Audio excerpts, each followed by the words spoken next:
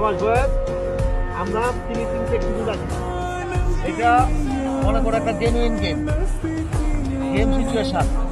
আমরা কাজটা করতেছি, আমরা যখন অ্যাটাক করব আমাদের কার পজিশন কোথায় থাকবে, কিভাবে মুভমেন্ট করব, কত ডিজি অ্যাঙ্গেলে দাঁড়াবো, সেই হিসাবে আমরা ওটা একটা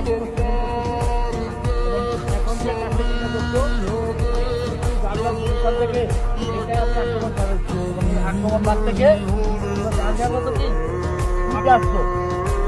আসার পরে যে এখন যে তোমাদের পজিশন আমার মনে হয় যে তোমাদের কাছে ভালো লাগছে।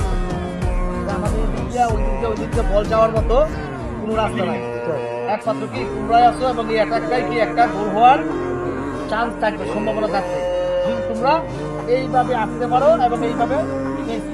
ঠিক আছে, তো আমরা যখন গেমে খেলবো আমাদের মাথায় কি এটা থাকবে, মেকিং ডিসিশন আমরা এইভাবে উঠবো, এইভাবে নামবো।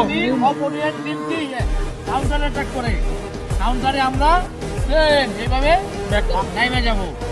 দরকার পড়লে একজন মেন ওই বলটা নিয়ে যেতে আমরা ওই ম্যানটাকে হোল্ড করবো অথবা কি বলটাকে ডিসমিস করবো, বাইর করে দেবো। আমাদের দুইটা মেন উপরও থাকে, হয়ে যায় 1 সেকেন্ড 2 সেকেন্ড সময় 22 সেকেন্ডে কি আমার টিম আবার শেক হয়ে যাবে, শেক ঠিক হবে আমার নেমে যাবে।